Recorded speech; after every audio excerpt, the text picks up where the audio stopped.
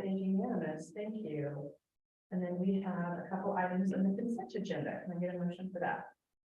I move to approve the consent agenda. A second? Oh, second. Great, thank you. All in favor? Any opinions? Great, thank you. That's also unanimous. Although I was not pleased to see one item on the resignations. You'll be missed. Thank you. I will miss being here. All right, special student presentation. I think we have Miss Hannah here. Hey. Thank you for joining us. Me and Miss Collins have some list, like just things that we've done. Okay. Thank you. You guys have been busy. Yeah. Thank you very much. First thing on the list, we did our food drive. The food drive was really eventful. It was very busy, but it was really fun and it ended up being really good. We had 19 families have a full Thanksgiving meal box, which was way over our goal, which was awesome. And we also were able to donate around 300 pounds of food to Last Mental Health Services, which was a cool little add-on we decided to do. We also had 3 students go to the Women in Trades Expo, which is pretty cool. I didn't know that we had that going, and then I learned about it, and I actually thought it was like pretty cool. We also have the NHS adoptive family, and we were like really good this year. We got some bikes. We got a TV with a year subscription to Disney Plus. We got all the kids like the clothes they needed, some toys. We even got all the kids their stocking stuffers. We even got high chairs for the baby and just other baby things. We also were able to get the mom a whole bunch of like self-care. And we got a lot of toiletries and just cleaning supplies for the house in general that they needed.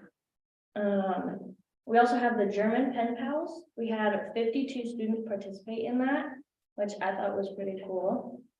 We also have our winter concert, and oh, that's tomorrow. Yeah, we have our winter concert tomorrow. It's gonna be with the band. I think it's gonna be pretty fun. We also have our winter spirit week this week, and so far all week long we've been selling candygrams, which is pretty cool. They have little parts that they can put a note on, and we just deliver them every day, which I think is really cool. And then our spirit weeks, we decided to make it simple, just do Wednesday, Thursday, Friday. So it's just been cozy, or like Christmas sweaters and hats and stuff. So that's cool. And then we also have the Elevate Connected Lane County, where 3 teams will be competing in the marketing jam in January with Mandy Hogan. Yeah, kind of the stuff happening. Awesome. Awesome. Have you guys delivered the items to the family of the Honor Society? We're delivering them tomorrow at second period. So we have Stifler's classroom or office is completely full. It's like packed of stuff and it's all wrapped, ready to go. So we're shipping it and we get to deliver it to them in person tomorrow. Very excited. Awesome. You should be good. How does that feel to walk by that classroom and see all that? It feels really good. It was, at first, there were just a few things because it was, certain kids get to go shopping for it. But we've also had like teachers donate things and teachers go buy things. So we've literally just throughout the week, you'll see more and more stuff go in there and more stuff get wrapped. So I think today was like the final day for anyone that wanted to bring stuff in. And it was like a lot of stuff just kept getting added. So they're going to have a good holiday, I think. That is very heartwarming. I have to do that. And do you know very much about the German pen pals? I don't think the school had done that before. Yeah, I mean, I've heard a little bit about it. I personally didn't do it, but yeah, it's the English teachers. They did this thing where they just decided to make pen pals. I've heard of it before, like at the middle school maybe, and I thought about doing it in middle school, but yeah, you just find a way to make pen pals and so kids can learn, like write letters back and forth to some kids around home. Have they been doing it all fall, or did they choose just to exchange it at like maybe the holiday time? Do you mind if I step in? Yeah, I'm not sure about that. Please, whatever Hannah allows. Yeah, you can thumb me or candy. Or you can eat it. So the catch, Is the German pen pals via email, or in my day, it would have involved a stamp and an envelope? It's I a guess. stamp and envelope. Really? Yep, they're learning, they don't know their own addresses, but they know how to address things in the country. It's a learning experience, but we're using the school address, not personal addresses, and all the letters get, stuck into one, envelope. But, Kesh Allen, one of our, educational assistants, went, on a trip abroad, and she happened to be sitting somewhere, with a teacher from Germany, and they were talking about what they were doing, and she was a secondary teacher, and they said, wouldn't this be fun? We haven't done this for so long. We just kind of stopped writing letters because we had email and we had, just the online, and so they brainstormed this and talked back and forth, and Kesh organized it with the language arts teachers, and they talked with me, and so now we're emailing through writing through 3 of our classes. So the first batch just went off. Parent permission, they did want to send just Polaroids, so parent permission went out for that, so they could share that if they wanted to see who they were writing with and put it up on a board, so they knew where the letters were coming from, so. That's awesome, and I love the story behind it, how so much really does happen when you just have the patience to sit down and chat with somebody, share your story and find the commonality. Yeah. Like that's pretty amazing. Very cool. All right, any other questions for Hannah? All right, thank you so much. Thanks for being so busy. I love the Thanksgiving food drive and the family. You guys are doing awesome things for our community. It's fun. And leaders of this, our kids in good spirits this year too. They're doing it. Good. Good. All right, love to hear it. Thank you so much. Have a great night, ladies. Yeah, I don't think we can top that report. Okay. Good luck. I have to I was follow gonna it. say. I'm not saying. Get in there and get something good. What do you got? I don't have enough time to write it. My whole meeting is gonna go downhill after all the fantastic things those kids are doing. Some are feel good. I'm gonna try to prevent. This time. Okay, well, you're looking at my report, and the highlights, though, of my report, are that the design team, we've completed phase 1, so the design team's work is done. We've included all the information, feedback, input from the community, and I'll go over that here a little bit later on the agenda. But we've completed phase 1. We're now in phase 2 with the steering committee to develop the vision, for a graduate, a CSD graduate, and the vision for district improvement and where we're going in the future. So we've already started that work. That's what's on this wall back there behind you for the steering committee.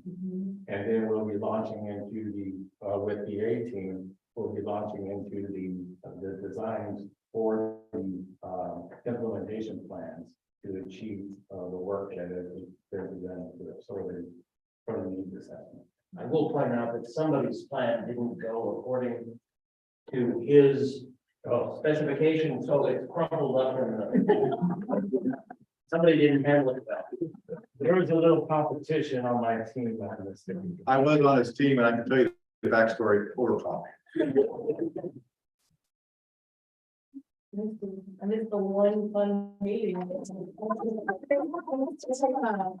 I don't think Tim stopped laughing. That was pretty good. It was me and Amy Howard going at it. Oh.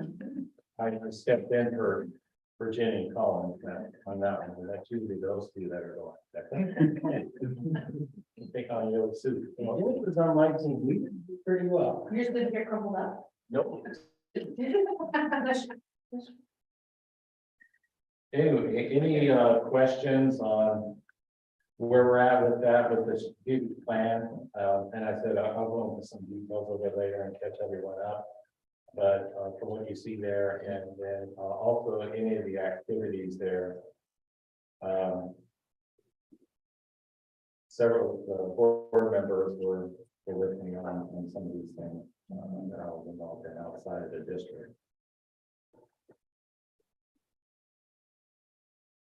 Yeah, not quite as exciting as the student report. I know you've got school visits on here, like you do each month.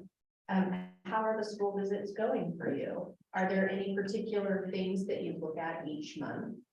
Like have a focus, or are you just wandering, making connections? Yeah, and usually when I go to high school, I look for Lance.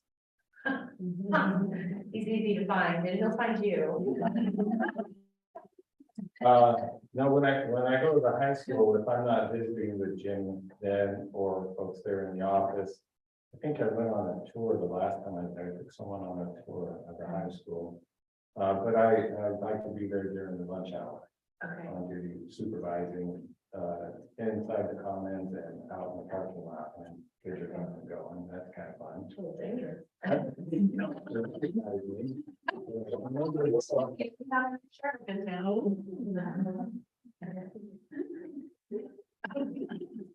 Well, what's that about?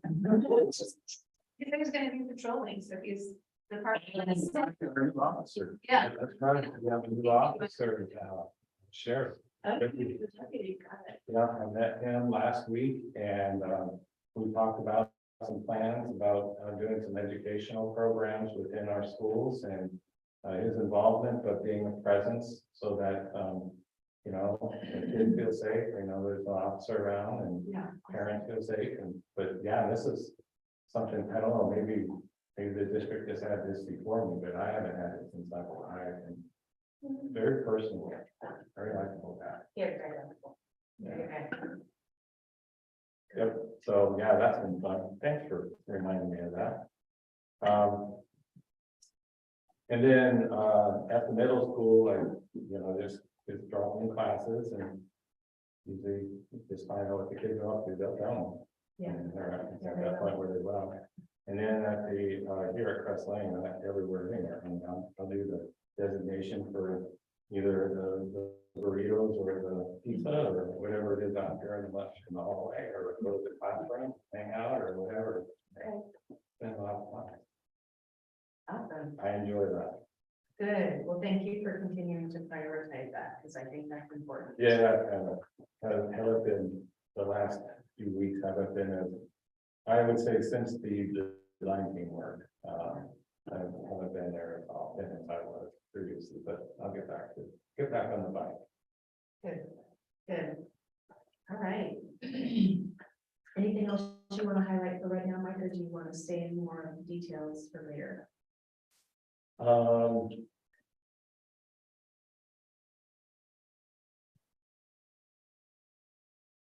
That was not any type of a hint. I was just making sure.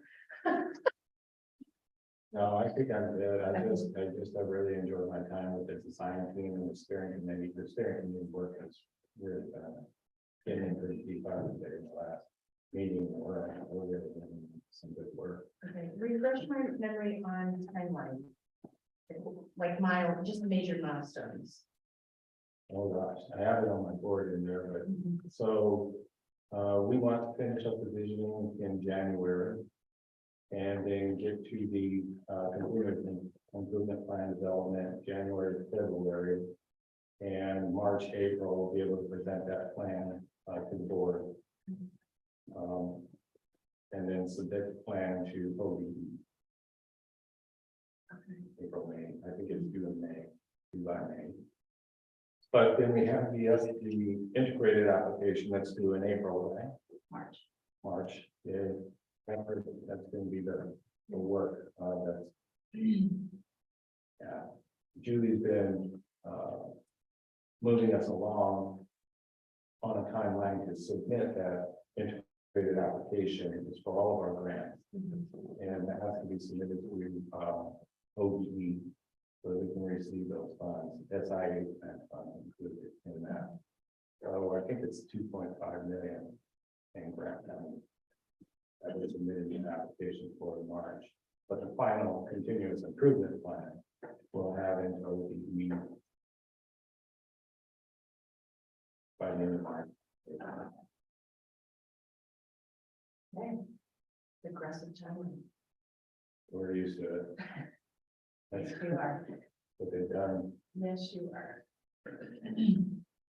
All right, any further questions for Mike? Good, all right. Next up is public comment, but we don't have any public comment that was registered. Unfinished business, strategic planning update. Did you? Later in the agenda. Okay, so I get up and move around here again. So we started with the design team, way back here in, September, into September. And moved right along through our meetings, but we started with these, identifying all this information up here on these graphic design sheets, these organizers.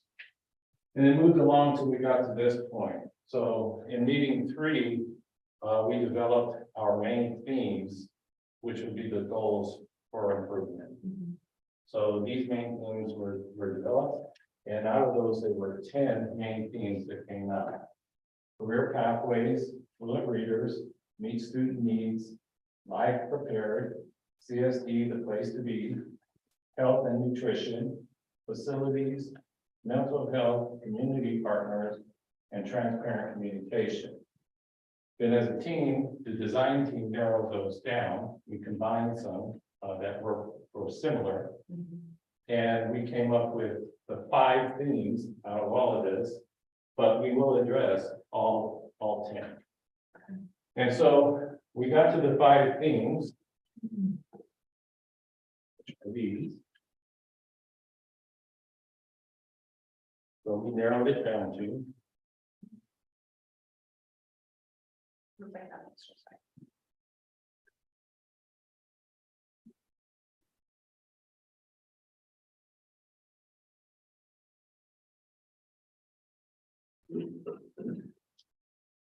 Fair enough. Okay.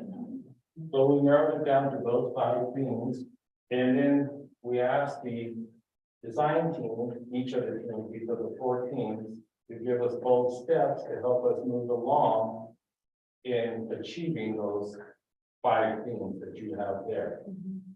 So here we have the vision, the theme, the 5 themes, and the bold steps to get there. The bold steps are moves for us to be able to implement strategies, changes, programs, staffing, what have you, in order to achieve those 5 themes. And what you'll see here, or what the design team came up with as the bold steps, the things that we need to do in order to make CSD more successful for kids. These 5 things.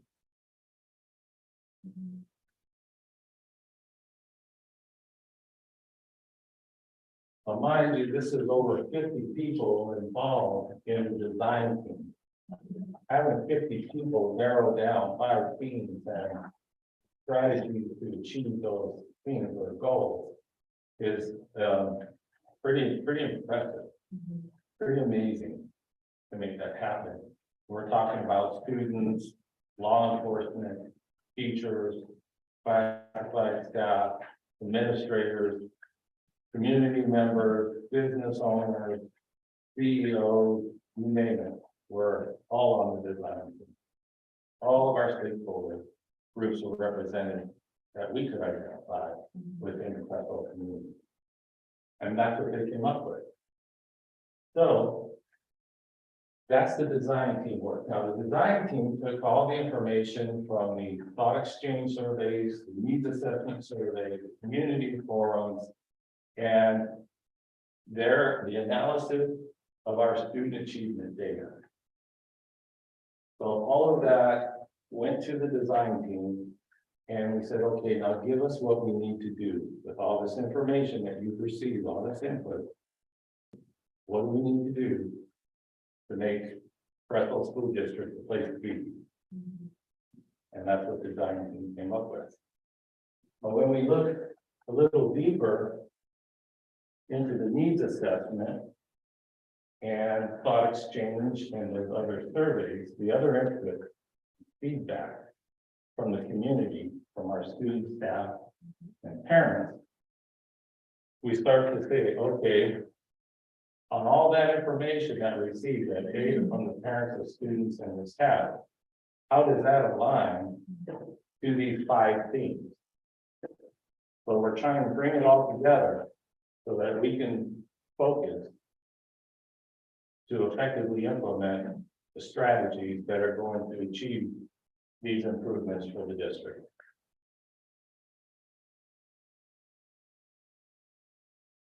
I love being able to look at the view where you have what the students want versus staff versus family and community. Love those slices in here. Love Julie for that. Thank you, Julie.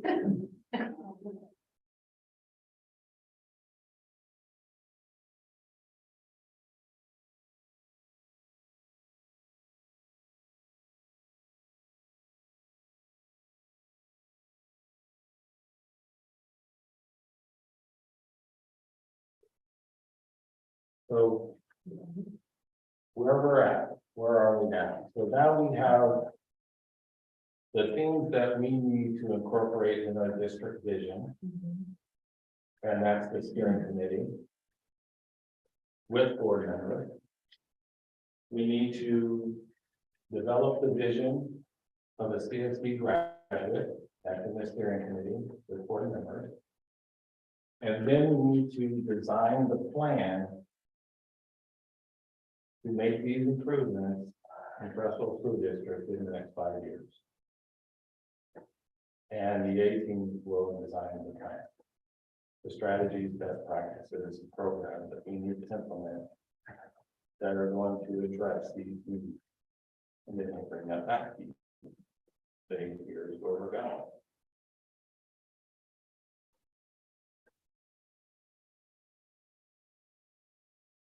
That's the update on strategic plan. I love it. I love the different slices that we're able to look at. And so the plan that we're designing is what we'll use, well, the data and the information and the plan itself is what we will put on the integrated application that will go into OBE for the 2.5 minute in grant funding. Because we're addressing the needs of our kids. I love it when across all 3 stakeholder groups, they're all asking for the same thing. Yes. Right, like, we'll connect students with career opportunities, and then the staff asks for CTE workshops and job shadows, and then families ask for hands-on learning. And all of that feeds to the same, that points you in the same direction. It does provide you. Some of us do it on fire. And so they were very specific on some things, especially when you look at facilities and facilities improvements. Very clear about what they think we need to do with the district. Pretty obvious, the things that haven't been done with the district.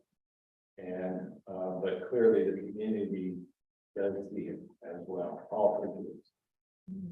Identify the facilities and mostly the same, you can see the same facilities pop up from each of the same groups. Very clear person. Yeah, and across all of the different themes, you know, the different vision ideas, you can see there are some commonalities in all. When I look, and it's intentional that students are the first column, if we can look to see what needs they identified and then move to the right. See how those commonalities there, and there may be 1 or number 2 on like students, the new turf fields number 1 on staff, there's new turf fields number 2, but facilities is number 1 on the staff, and I word in that area. And so So these are prioritized, these like are the what top came numbers. myself. What, okay, that I didn't hear that first off. I was. Yeah, these are, That's fantastic. we have, I don't know, hundreds of comments from community members, all community members, and they were wanting to comments into these things.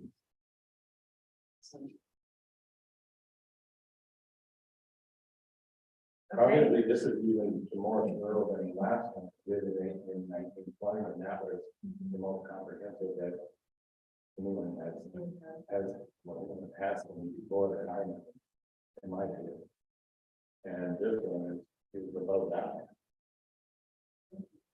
Didn't know that was possible. Never know until you get there, right? That's like, wow, this is very cool. Any questions on that? Anyone? Questions from anybody? I think everybody's had a chance to be involved in some way. Right, Mary, have you had a chance to interact with community forums with this process at all? I haven't, but Malachi has still my ear full. Yes, he was That was very articulate, yeah. So and I shared some information when I met with him. great. So I had them review that, and go over and kind of explain what the process looked like. So, Okay. yeah. Great. And I just want to thank all of you for your time in your design team meetings in the evening. I know that's tough, it's tough on you all to give that time, more time to the district, but it's very much appreciated and recognized, not by me, but by the community, what you're doing for the district. And the steering committee, and the work that you're putting into this vision. It's incredibly important, but it's critical to the district. So, I appreciate your good work and your time you take from your families and other activities that you could be doing. And I got called the quietest board member, and it wasn't a joke. Oh, I thought he was being sarcastic when. And I looked at Tim, and it must be you.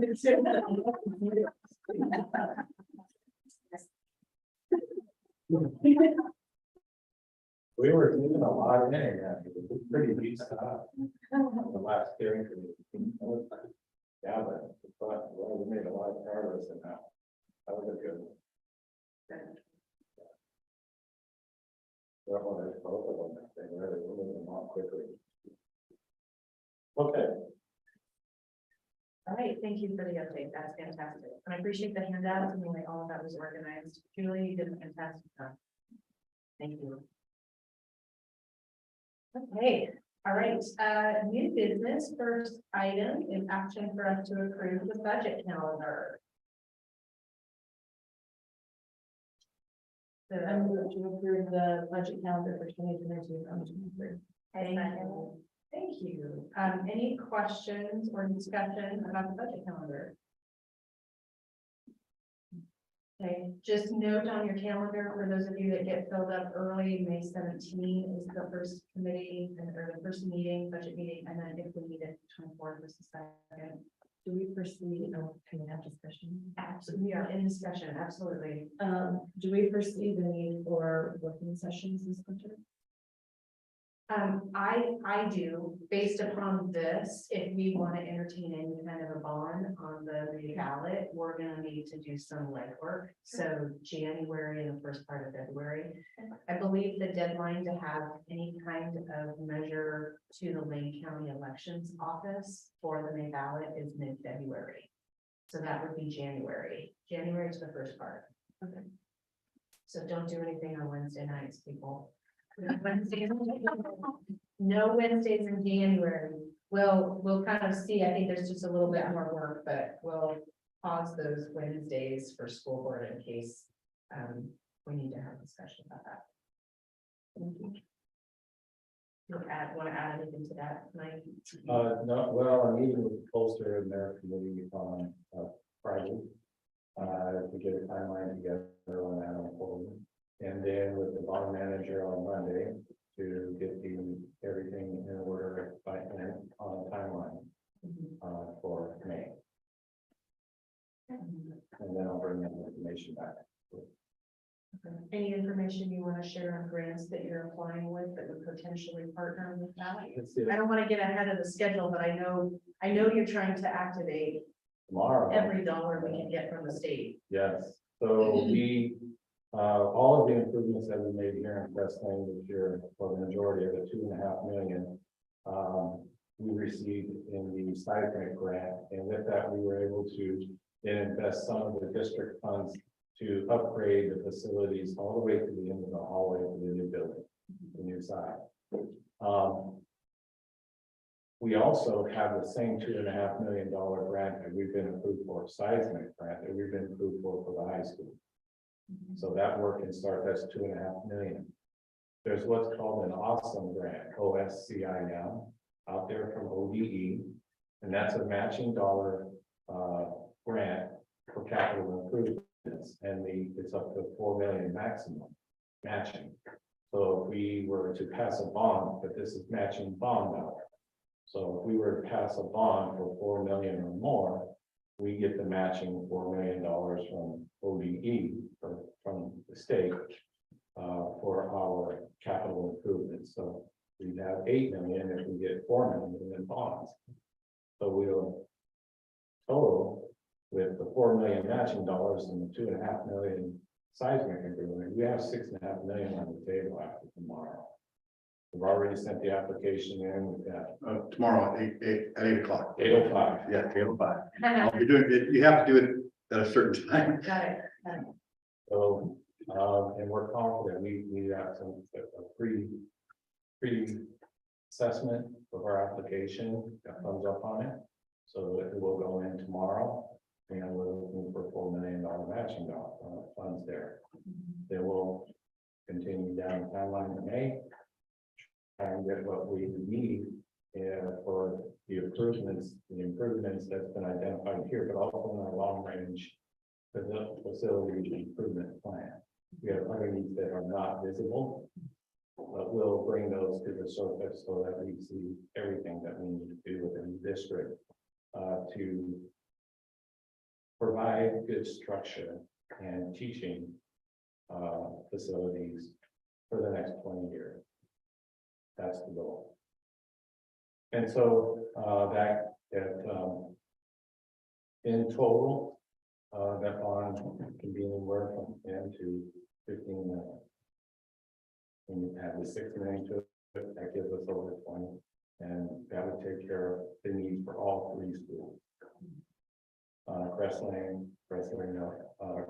Middle, and Creswell High School. With CTE accommodation. The new structure for CTE platforms. The fields upgraded and on and on. From the floors to the ceiling, all the way out to the bathroom. But more information will be coming on the types of projects that we would consider in addition to polling information. Okay. Yeah, we'll have a list together.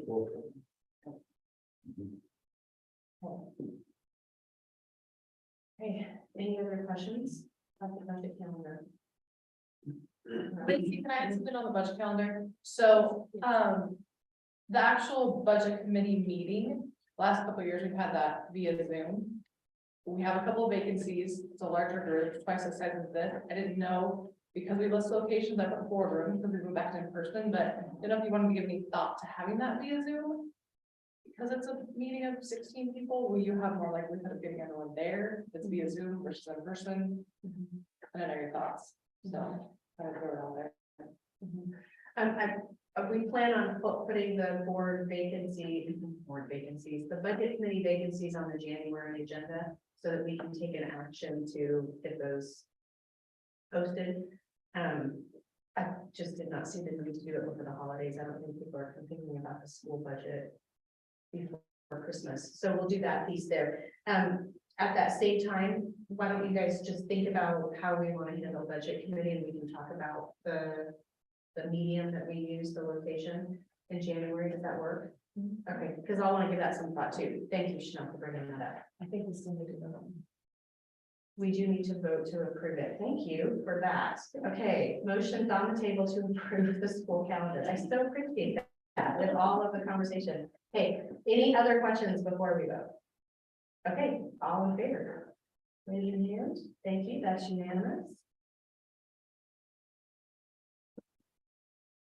All right, couple information, just kind of like housekeeping items for us. I thought it would just be easier to address these in when we're together rather than trying to do anything with phone calls or emails. So Mike's policy committee that he uses to vet policy changes that come down through OSBA.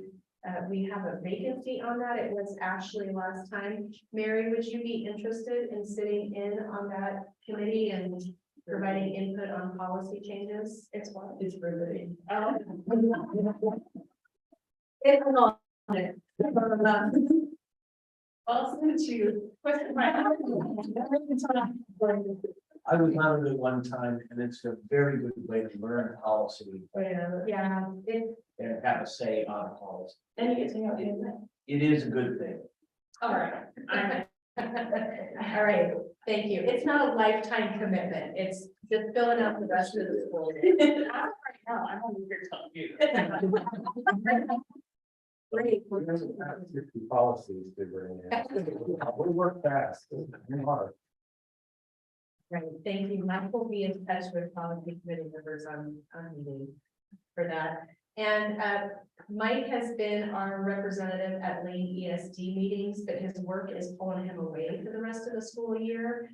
Tim, you initially said you would be happy to be a backup. You love Lane ESD. Would you be available to fill out the rest of the school year for Mike?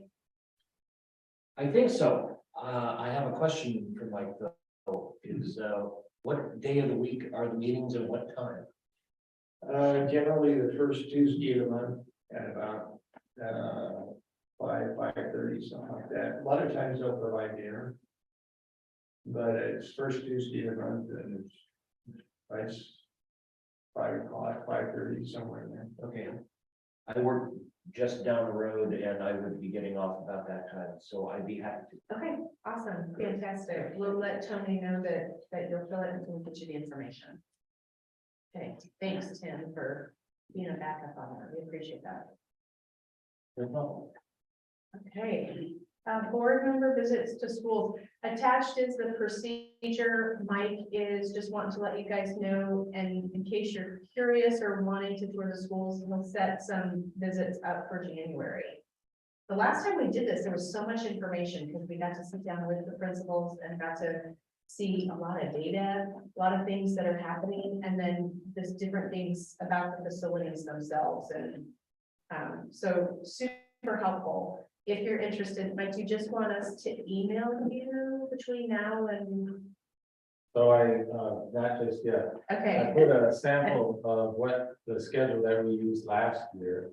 And I've sent an email, a request out to the principals to give me a similar schedule. And then I will send that out to you and ask you what days and times you want to meet with the principal in each of the schools. okay. So this is foreshadowing a wonderful visit with the principal. In January. In January. All right, thank you. Okay, trustee reports. Mike, we'll start with you. Do you have anything to share over the last month? Yeah, I do. The thing that most exciting to me was last Saturday, we went to a VFW luncheon in Cottage Grove. And several Creswell kids won. They had to write an essay on ethics, I think it was. And a middle school, my granddaughter was middle school, she won the middle school division, and then there's a young lady at the high school that won. And then Mrs. Anderson won Teacher of the Year at the middle school, and she is super. Yeah. But what really, Creswell High School girl, the young lady won the high school first place. And Sophie got second place for the middle school, but what was really neat, they were recognized, but the winners got a check for $500. And I think Sophie got one for 400. She wouldn't loan me a dollar. But I was really proud of that. Mrs. Anderson and the kids, they had to read their speeches. And there was probably, I don't know, 30 or 40 people in the room, and I don't think any of them were used to getting up front. It was really cool to watch it, but I was really proud of the kids to do that. Next thing, I met with Dave Strand, the mayor, and he wanted to know if we could get a volunteer to be on the water board with the city. I guess we're the biggest user of water in town, and they have 2 meetings in January to set next year's water prices. And I was involved in city council when they went through the change with the water plant and all that, and just about all of it's got hard and better, hard to run us out of town, so I would touch that, but there's 2 meters in January. Way to set that up. I'm just trying to sell it. But I don't get it. Being that we're a big user of water, it wouldn't hurt to have somebody sit in, and I mean, you're not gonna be the only vote, but it wouldn't hurt to kind of know what goes on in that process. But if anybody wants to get hold of Dave or myself, and I'll put you in hold of Dave, but Jenny from the high school talked to me about some people that needed firewood to get through the winter. So her and I cut 2 or 3 pickup loads of wood, and we just cut them up, split them up for them, and gave it to them. And I thought that was pretty cool. They needed that, and there's a couple other guys and I in town that if you hear of anybody that needs some wood that can't do it themselves or they can't afford it, let us know and we'll give them a pickup load or 2. Just something to keep us chasing cars at night, so let's see. And the other thing, I've been going to those design meetings over at the middle school, and the thing that really excites me about that is the kids there, the teachers there, the older guys and the people in town, business owners, everybody is kind of stumbling over themselves trying to get input into that. You know, what they want to see, what they think should happen for the kids, for the teachers. It's really, I was in it the last time we did this, and the difference, the input coming in from the outside is absolutely fantastic. And I don't know where all this will focus, but you can see it all coming together. But I think we've had 6 or 8 kids there every meeting, something like that. But the kids are, talking quite a bit. Teachers, it's been a really amazing. The input's been just amazing. I really take the to see that. You know what impressed me about the kids is their courage. Yeah. Not only in the groups, to talk in the groups of 10, 12 people in each group or groups, but they actually took the wheel and they made the presentations of the group's work. The students did. That was absolutely phenomenal. I had tears in my eyes. I'm like, this is what we're doing. This is our portraits right here. I mean, these kids they were just all the way fine. Well, their perspective of where they're coming from, what they thought was important was totally different than I think a lot of us. But it was all pertinent to the discussion, and it was really cool. They really were enthusiastic about what was going on. Anyway, that's all I had. Okay, thanks. Mary. Well, I went to the city parade. I don't know if you guys saw that, the Christmas parade. And I listened to the bands, which was really fun. Listened to the choir, the high school choir, and the band. I hadn't heard them in a really long time, like not since Calvin graduated. So it was really fun to see them come back and like come together and be performing again. I mean, just after COVID, it was neat to see that. So that was a lot of fun. And then I managed to stay for the entire basketball game last night from JV2 all the way through the varsity boys. I think Jim saw me there. Malachi was the Bulldog, so I was kind of committed to staying. But yeah, I went and watched the basketball game, and it was a lot of fun. It was the girls' game was really good. They were all good, but the girls really was a close game. So that's fun. Fantastic. And we met. Oh, yeah, I guess I didn't meet Mike. We had a meeting. So yeah, that was my, really nice conversation. He kind of got me up to speed on everything, that you guys have been doing, and, it was nice to just run over there and just, yeah, get to kind of see that, and just. Did that too. Good, thank you for prioritizing that. Yeah. Mark, you have anything? Yeah, I was able to attend the elementary school choir concert. That was pretty amazing. It always amazes me how well Mr. Telford does with those kids. There's like 60 of them, and to be able to get all those kids moving in the same direction at the same time, you could tell they were having fun. They had a blast. So that was really cool. And my wife and I got to be involved with this season of giving. And of course, went to a Christmas party. I didn't see you. Oh, it was dark. That's right. That's gonna be the truck in there that was all lit up. Oh, that did you remember this? Yes, Awesome. I was very serious about it. We can do that next year. Is there a trophy for that? No, we'll just do it for fun. You could have a trophy thing going. You can make them. I feel like I didn't do nearly as much. I did go to the basketball game last night. I only made it halfway through the points though. So that was good. Other than that, it's been kind of a slow month. We were together for the steering committee. Oh, yeah, I was at one of the steering committees, that's true. So still not all. More next month, maybe. That is okay, Janice. Yeah, especially with all the illnesses going around. I do think, can we still vote for Dakota for player of the week? I have to go back and look at that. If you haven't, go to the Creswell Athletics Facebook page. And one of our junior girls is nominated for girls basketball player of the week. You can go vote for Dakota. I did, Right now. Good, yeah. Good info. Yeah. Good. Tim. November 10th, I was at the OSBA meeting in Portland, 16. Steering committee, November 19th, I had coffee with Todd Hamilton. Superintendent of Springfield now, used to be Creswell. December 7th, steering committee. But back to November 10th, I attended several seminars, and I also ran into Vince Adams, and I discussed with Vince the board survey that we did, or surveys. I thought we did a second one on with individual comments, and he wasn't aware of that.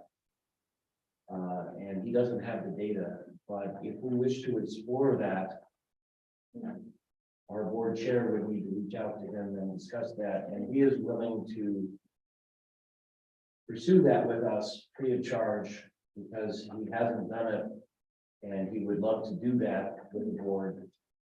And it would probably involve us doing the survey again, because he doesn't think they have the data, but if we're interested in doing that, he would be willing to pursue that. Okay. And I don't think it would involve a fee, because he's willing to experiment on us. Okay. Will you remind us what the outcomes of those were? I mean, before, I just don't remember. What did we do? I take it and then. The board survey was twofold. What we discussed was comments of how the board performed as a group. The second survey was how do you feel about me and how I'm doing on the board. And I made comments about everybody, including myself, and you made comments about everybody. I think. I took a minute for me to remember, but yes, I do remember that now, because I was like, I have no idea. How about you? Wow. But anyway, there is a second aspect to that. Board performance survey, and if we wish to explore it, we can do that. As far as the rest of the conference, there was one on aligning for student success, Oregon Department of Education's integrated guidance. And that they were basically talking to superintendents and boards, mainly superintendents. I think I was the only board member in the room. But it had to do with a program that superintendents need to submit a plan to. And I'm talking to, we are way ahead of that game. We're almost ready to submit it when several of these superintendents were finding out what they needed to get together. And it was a waste of time for me because it's stuff we're already doing, have already done. Because Mike's already on it. That's it. Mike's on it. Good job, Mike. Then OSBA Lane Regional Roundtable, Coach Gill talked to us. And he asked us what we thought the ODE should do and the state of Oregon should do. And I voiced the opinion that they should set goals and leave us alone. Set a goal or set goals for the next 4 years. And then let us do that, try and accomplish that without changing the goal next year and then changing it again the year after, and then changing it again. Let us try and set goals. That's what you should do. But then in this one, I said I didn't mean that in an insulting way, but You can say it insultingly. Kind of insulting to whole districts across the state with masters and PhDs. quit moving the cheese. Absolutely. Case in point is the integrated application that we're talking about there. Started out with the FIA application, we had a complete system set up to make use of the SIA funds and report them quarterly to the state. Then they changed it and said, we're going to now do this integrated application, and it's only been a year and a half since they first put out. So you keep moving things around and there's no accountability at the government level. For the legislature to say, well, what's going on? Well, we have a new plan. Then we have a new plan. And we're trying to stay with the same plan so that we can be consistent with what we're providing for our kids. So it's a good point well taken. And then also, I raised the point, I asked him about the, Mark made a comment, I believe at our last board meeting, if not the one before, about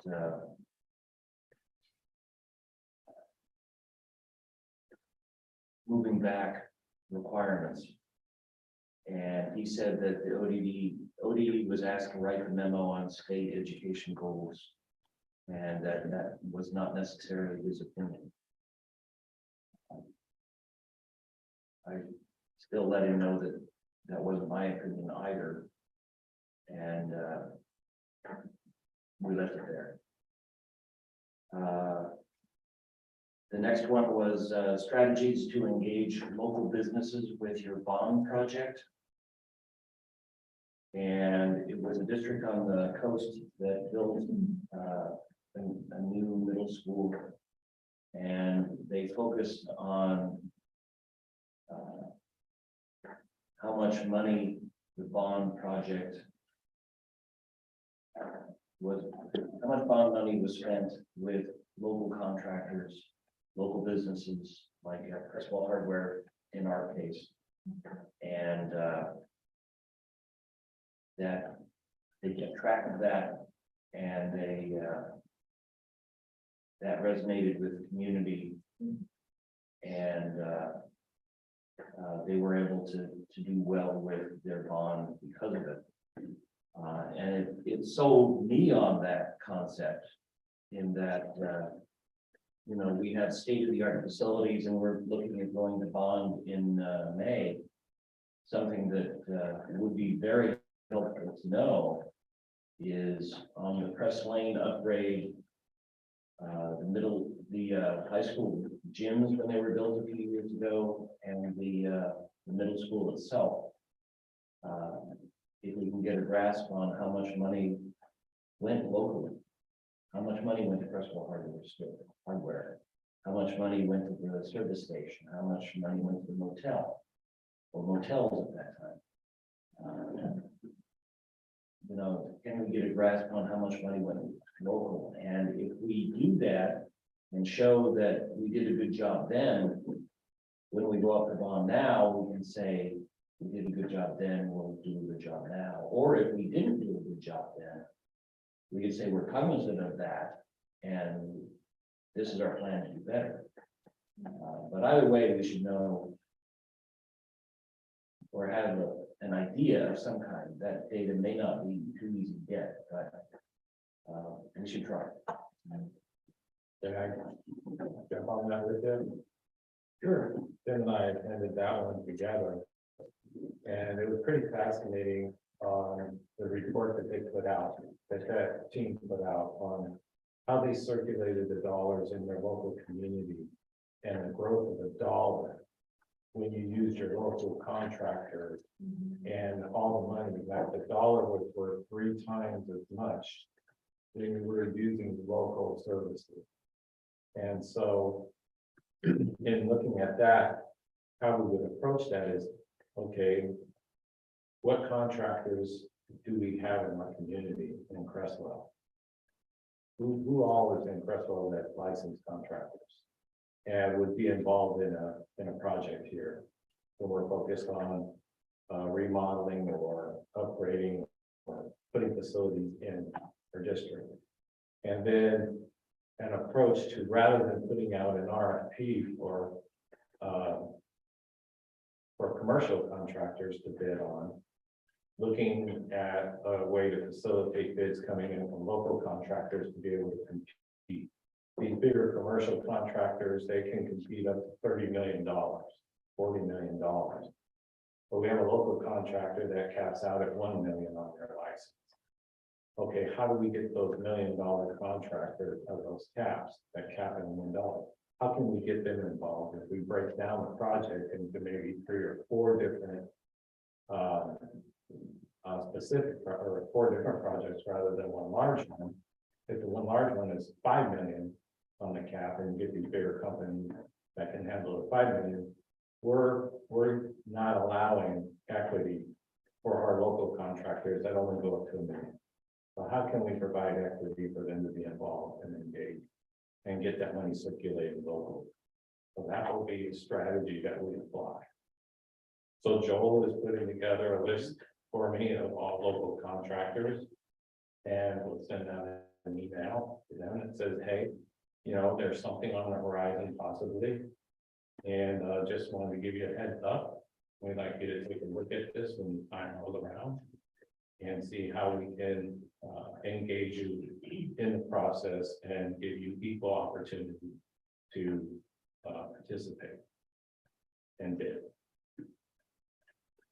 So that's the strategy. Can I add that this board, you guys by policy are a contract board for this district? And so those are the things we want to talk about in January. There's some legal stuff that they can do to make sure that happens, that we can use our local contractors and we can use certain ways with the RFPs because they are legally a contract board for this district. You're talking RFPs or IGBs? All the above. As contract boards, you get a lot of flexibility. You literally can set the contracts for the actions within our district. But there's some legal stuff there, but that's the type of thing that speaks to like talking about prepping for a bond and that type of thing. Well, and not only that, as we're moving forward, and we're looking at the seismic improvement there, rather than putting out the RFP for a commercial company to come in and be the lead on it, the lead contractor on that, because they then determine who's coming in. Right. And not us, and that's what happened on this Creswell, the Creswell improvement, is that we put out the RFP, and that commercial contractor then hired the subcontractors under them. And there may not have been these allowances within the bidding that would get our local contractors involved in there, or give them the ability to participate in bidding for the jobs. So we want to have more control at this level and manage that stuff within as much as we can, so that we can circulate those dollars to grow, especially with what's new. What's on the horizon with the prices, the economic prices that's coming into us in 24, 25. That'd be about the right time. And we can keep that money local. You know, 10, 15 million. And every dollar is worth 3 locally. And this community could use that. Oh, okay. So that's the strategy going in. And we want to talk to the contractors in our community about that. With the state grants that we would be matching with any potential bond dollars, are there limitations at the state level on how we contract? I know the federal requirements don't allow us to give any kind of geographic preference. It's pretty much low bid. So if we've got matching dollars, we would need to be aware of the state. I think we'd have to dig into that, but I think because you guys can function as a contractors board, I think that gives you some flexibility, but I could dig into that. Okay, But objectively, we give them the opportunity to bid and be the low bid for what have you. Right now, when we hire someone that takes an RFP, we don't have that option or the ability to open it up so that our folks can do it. They do it all themselves without. Mike, you spoke to this, but I just want to emphasize the big thing that's troublesome, you can't be troublesome is the subcontractors. That's where a lot of the meat and cheese is in a contract. And if you do a traditional RFP and I really Mike spoke to this, that general contractor can choose who the subcontractor is. They can choose who the plumber is, they can on the job, they can choose who the electrician is. So I'll share with you, at the middle school, for example, Botzer came from Medford. That was a Medford company, they were local. The electrician on that job was a Salem company. The plumbers on that job were from Roseburg. Now, the construction that happened here was a little easier, a little better. The construction that happened in 2004 from high school in 2003 for this building was a little better. The electrician was local.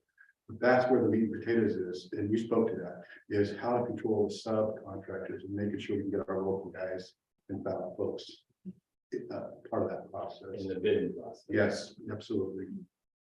Yeah, we can't give preference, No, but we can give but we equal can get them opportunity. into the bidding process.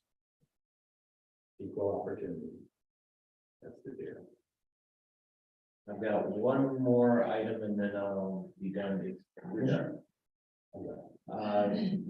Last seminar was on standardized testing. History, impact and alternatives. Some board members, mainly from Springfield, were against standardized tests. But what I got out of that was don't rely too much on standardized tests. And they talked about some teachers had to teach third graders how to type in order to take the test, and that's not entirely reasonable to me. If you're teaching students of that age a certain skill just to take a test, I would think that the standardized test could be better and geared towards the age. I don't think third graders need to type to take a test. And so I think standardized tests can be better, but I don't think they should be abolished. And that was it for me. Again, I wanted to pop on that one on standardized testing, and I don't know who was leading that conference or that breakout there, but got a message. A school board member from Springfield, he used to be chair and he used to be a music teacher in Pleasantville, and I forget his name. Okay. So I got a message the other 2 days ago from ODE from Tokyo emphasizing the importance of participation on standardized tests. So I sent that to the principals today. And we've been emphasizing the importance of that assessment all along. We never really relax on that one. But now the push is coming out again from ODE on it, so. Just a little more information on that. Thank you. Thank you, Ken, for attending the conference. I think were our sole representative this year. I was. Yeah. It was lonely. I am glad you. For March. Yeah. Yeah, I am glad both of you were actually able to attend, but thank you. I was hoping to attend as well, but ended up getting sick and that's when the family household just tanked for a month. So. Yeah, Mike and I touched base periodically, but there were large stretches of time where You're just in a sea of board members and superintendents, floating around. There were about 3 of those breakouts together. Somewhere 3 or 4. There was a lot of breakouts. I also got to catch up with some board members I haven't seen in a while, so it was good. Thank you for going. You're welcome. I don't know. Am I following the superintendent? Oh, I didn't do it. I did a good one.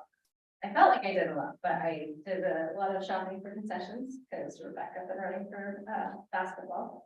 And we did a local wrestling tournament for the little kids. As I'm in charge of that. Oh, that's awesome. Yeah, so we have paid through, actually it's paid through middle school, and we haven't had our tournament in a couple of years, and we had 190-ish wrestlers there. It's a lot of little kids wrestling No. in our high school, and Yeah. it was pretty packed, and it went off, I would like to say, flawlessly. We got down at like 3 o'clock, other than I had to go borrow Mr. Worship's keys. But that was my problem. But at least I know where he lives, and I got his phone number. So, yeah. So I had a small problem.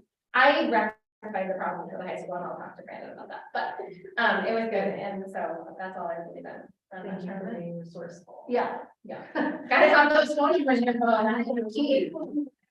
Yeah, I might have talked to him on the call. But I know how to get it out. You ever done it? Well, I fixed it. But there's, it's not the microphone in the wall anymore, but I didn't have to land on a wall. That's a whole facility issue we'll talk about. It was special. So I think it's a big problem to my list. No. Thank you. I with That.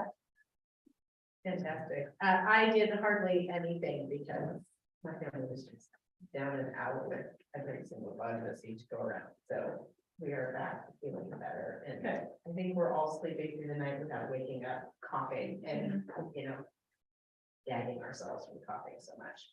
Okay.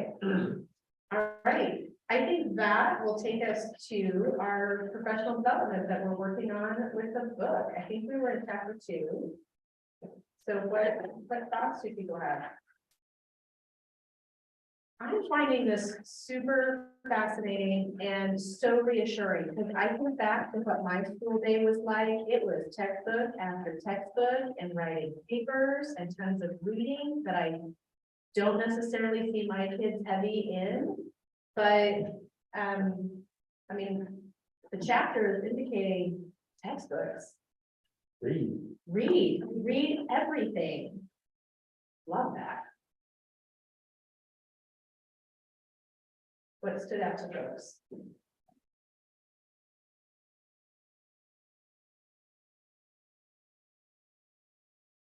I don't remember where it was at, but there were some statements in here about that one of the keys to knowledge is verbal literacy and the ability to speak. And I thought that was very interesting to be able to put your thoughts in context.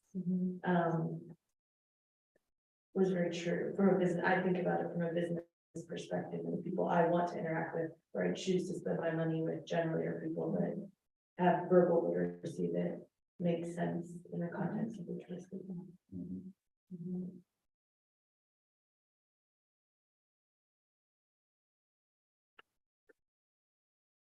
How are you finding the book so far? Does it make sense? Is it simple to follow along for you?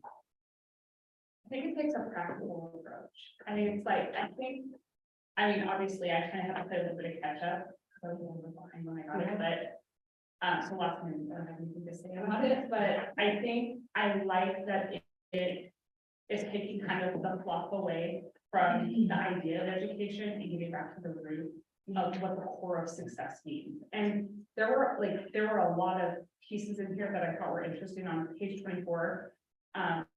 On the top, it says the American Diploma Project revealed that the needs of the workplace are increasingly indistinguishable from the knowledge and skills needed for college success. So it's like the core, no matter what the path is, the core is the same, the skills that they need are the same.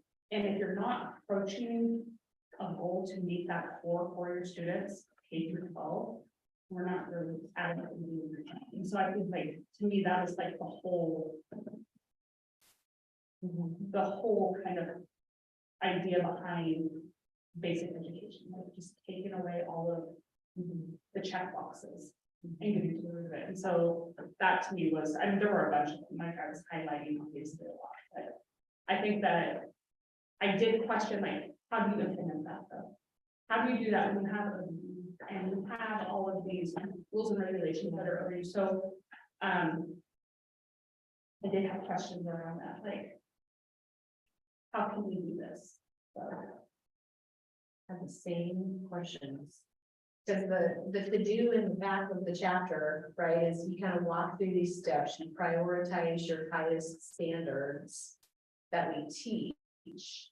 And so do teachers get to choose the standards? Do they already do it now? I mean, because I can't imagine teachers would be able to teach all of the standards, so they're already at some point choosing.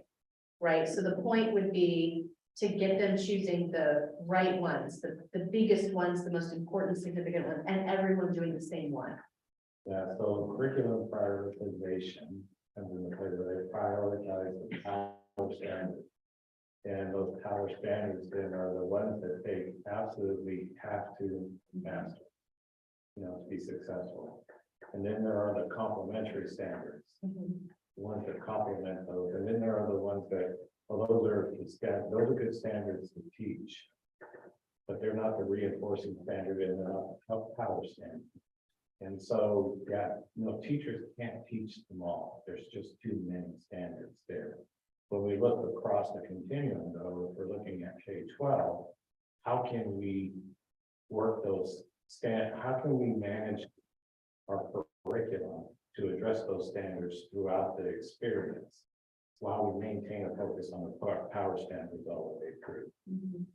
So, that prioritization is critical in getting students to what they need to know and be able to do when they read the system. In what you know from the data and how the grade teams are working, when you look, like I can't remember all of the bright spots, but when you look at fourth grade, like every year, regardless of the kids coming in, fourth grade just seems to spike in terms of how well they do, right? And I'm thinking of the standardized test, the one at the end of the year. Fourth grade just, regardless, year after year, makes this continual huge improvement for those kids. And then the English at the high school. So are those examples where those grade teams have done something like this, where they're consistent in teaching those power standards, the significant ones? They're focused on those, yeah. So what hit us in the top 10% at ELA performance in 1919, I think, or 1920, was a focus on writing.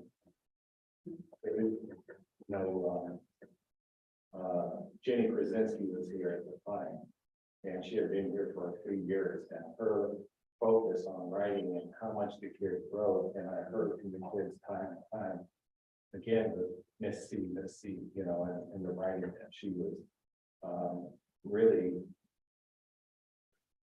And that she was demanding that they do in their courses, and they're to, of course, teach them and coach them through it. But yeah, that was a focus on writing, and writing came back into the assessment just a year or two before. And so here you have these kids that were really highly proficient writers that just took, and when you can, I mean, in order to be a good writer, you're a good reader. So it just complements reading, writing, and such. And so you're all of those power standards in ELA just kind of popped up there. They were high in performance on those.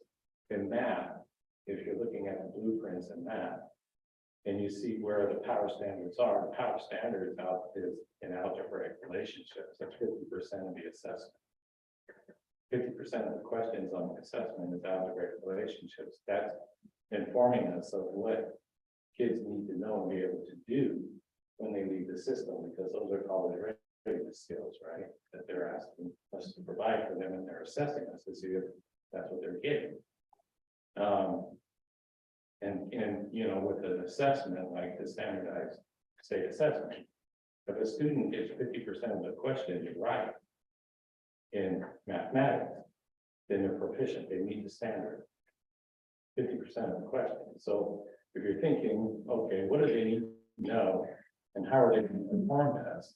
It's a lot of algebraic relationships that they learn. They need math and algebraic relationships.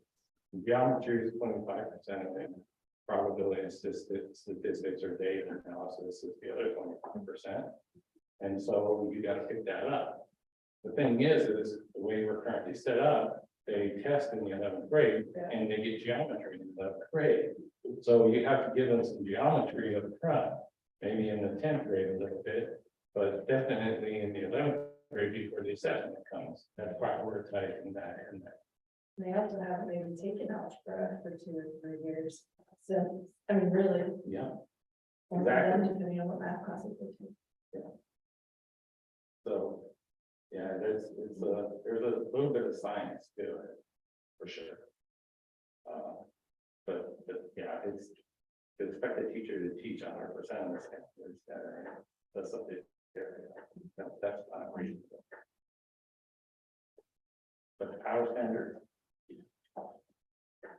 So are the grade teams going through that, or will be going through the core curriculum and identifying those? Do they already have it? Or grade teams and PLCs. Well, PLCs at the secondary level are not grade teams because they're subject specific at the secondary level, but they are by grade level here. They're also by subject area too, at the elementary school. But yeah, they do look at those. We were looking at it today in the Amy brought that data out today with the math adoption team committee. And they were looking at our performance on standards, each of the math standards, and how we have been doing over 4 years time. I think for 5-year trend. Was the data going 3 years back or 3 years back? So on each standard, it will show you you get 0 or an asterisk, you get a minus, you get an equals, or you get a plus. If it's a plus, that means there's strong evidence that that standard is in the curriculum and being taught. That's what the kids are demonstrating on the assessment in their performance. If it's equal, then that means it's there and most of the kids are getting it. If it's minus, okay, it's in there, but not enough of the kids are performing well in that standard. And if it's an asterisk and there's trace amount, I mean, it's not you're not demonstrating that standard is being taught. Or they're not getting it. Standardized test or the I-ready test? This is on the standardized assessment. So you get that report back on every standard. So in math, there's, I don't know, 100. It's over that. They're dropping. And, but you get a, you know, your result, that they can be back or get back to you, will tell you how each standard is showing up in student performance. And then what do we do? Well, then we look at the power standards to see if that is, if what isn't showing up in the curriculum is because we're looking to the power standards. Or are those standards that are within the power cluster, are those the ones that are missing? If they're missing, then we gotta fix, I mean, we gotta look at that in our curriculum. Our teachers need to look at that and say, okay, well, how can we bring this into the curriculum and teach it? And what's that represent? Is that PLC or grade level? That's in pages. All curriculum work and adjustments is in PLCs with subject area teachers. So they work together and collaborate on that. And then design, you know, what they're gonna do with the curriculum and then the lesson, you know, when they're gonna teach it. Seems hard at the high school level. It does. Grade level team. That's what was my thought. I was like, as I was reading, I was like, okay, I can see how this would be easily to adapt at the elementary and middle school level. Just because of the structure of the classroom, the curriculum, how it's written. But I can see where this would be really challenging at the high school level. Not impossible, but I can see where it would be challenging just in how. And how much professional development time they would need and because you have to check in, right? How long have we been doing this? Have we, like, I guess maybe that's a question, like, how long have you guys been taking this strategy? So 19, I was hired in 2019. 19, Yeah. 20. A few months before the pandemic. That's when Mike started. I remember, I think. So we did a profile, a data analysis and profile on each school at that time, and then took it to the principal. And that's the first time they had seen it. And so then the principal started working with the staffs and talking to them about the standards analysis and how we could, you know, and it's not that they hadn't seen test results before, they had. But when you're getting down to the specific standard assessment and what students are proficient in or not, and seeing where those standards fall as far as power standards and things, that was the work that we were just beginning on. And now we're picking it back up. That makes sense. I mean, it seems impossible with online learning. Because I think that would have been just, yeah, so that makes sense. Yeah, we didn't go there and neither did OBE. They didn't have state assessment in 1920, 2021, they didn't report it. And so the 21, 22 is the first set of assessment results we get to look at. Since 18.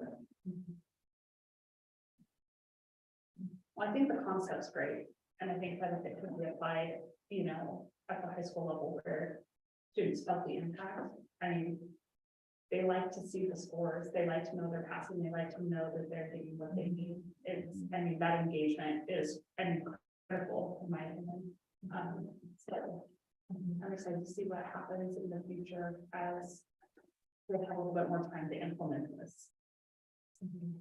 It takes a while to get it into the culture of the school and the curriculum design and teams and stuff, but you know, we have really competent, qualified people on staff, really good teachers. And you know, you take your very best teacher you ever knew that had the most impact on you, and whatever that teacher taught in the classroom, you were so eager to please that teacher, to learn what that teacher was teaching you, and you did, and you demonstrated that you did. But if that teacher wasn't teaching to the target of what you needed to know and be able to do to be successful in life, then you weren't really getting what you needed to have to prepare you. So it's important to know the target. It is, I mean, I have a college age son, and I can tell you that we've had many conversations about students from the state of Oregon, from other districts, and the level of preparation he felt like he got from this district. Some kids coming from schools that have great graduation rates and testing records. And they struggled, they struggled with a lot of just the necessary skills to be successful in college specifically. And so I think that route is really important for life success and life goals, not just the education part of it. So, and to me, again, that was the root of the book. It wasn't just about me checking a box for like grades. It's more about the systematic process of learning, which is something that our students need. They need to learn how to think and process and communicate and articulate. Those are life skills. So.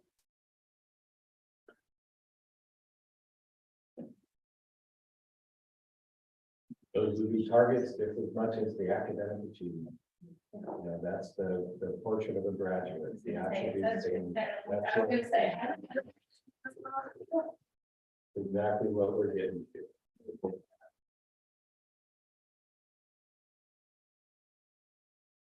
Any other comments, thoughts about that chapter? I think that was chapter 2, right? So chapter 3 for the January, which will be January. Okay. Any other last minute comments? No, I appreciate the conversation around the book. You guys Yeah, really getting rich. yeah. We appreciate you recommending it. It's been a good one. Okay, all right. Sure. Oh, I think one thing this book has shown me is I still don't quite understand how we're using our PLC. I mean, I hear the theory and I'm totally on board with it. I just don't understand how we're doing it here. I mean, I think I understand more at the elementary school level and even the middle school level, but the high school level, I know I shouldn't. Because I have a guy that should tell me, but Sample. his sample, okay, those are the words that I was looking for. We did as a demonstration. Okay, that is what I. What was it, Jenny? So at the high school level, it's really easier to use standardized testing data at the elementary level, and the middle school level, more so than at the high school level. iReady is useful in giving us test information, but they stop any sort of intervention at the 8th grade level. So if a student in the 9th grade scores at the 8th grade, then we're able to, get them up to speed. So we use it for that purpose, and we use it, in working with the students who are English language learners or our special education learners.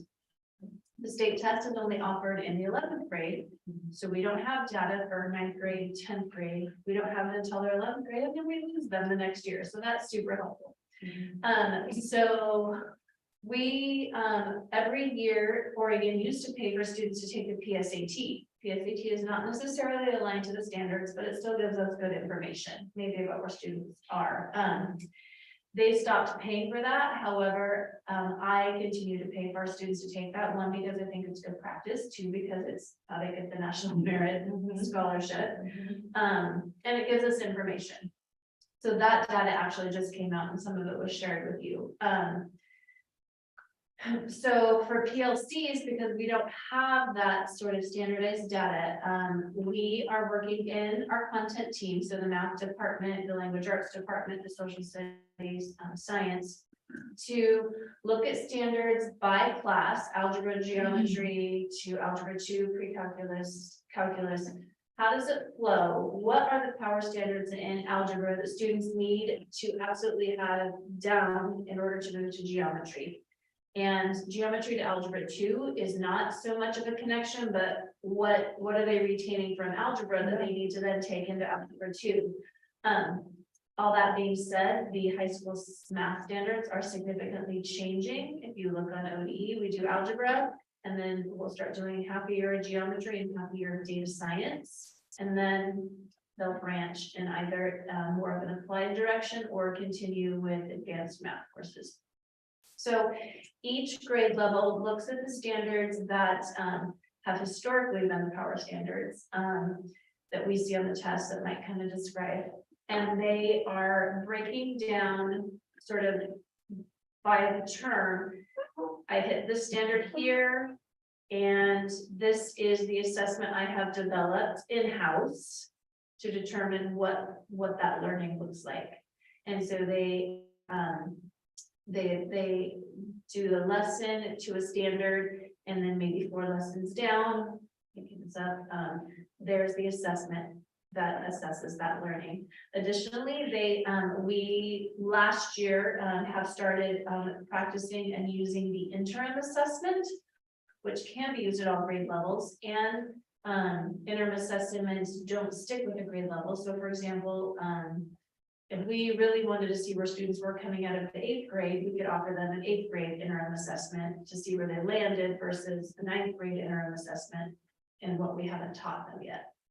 So we're incorporating interim assessments, which are state assessments that mirror the SBAC that they would take again their 11th grade year to sort of inform where we are. And that work is currently being done this year. That sort of alignment with the interim assessment and our in-house assessments, because we can take practice problems from there and use that, but that again is a new tool.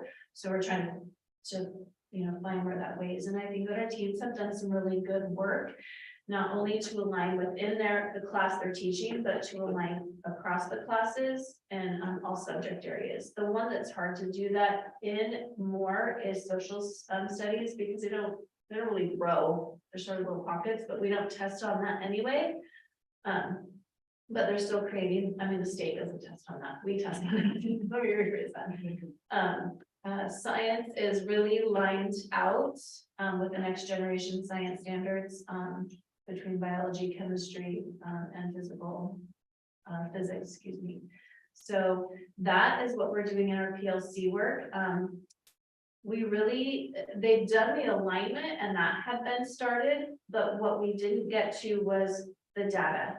What are we using to collect the data?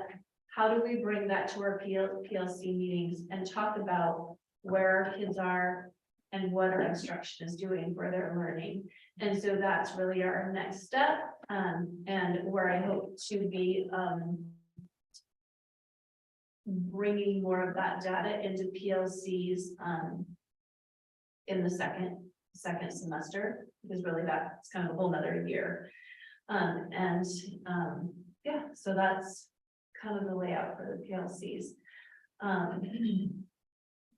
It's hard with math adoption because math is then working on that, and other meetings that come up on Wednesdays every now and then, for that to be a consistent time. But the leadership team that each of the grade levels does a good job of working with our leaders or within our content teams as well. So that helps promote PLCs too.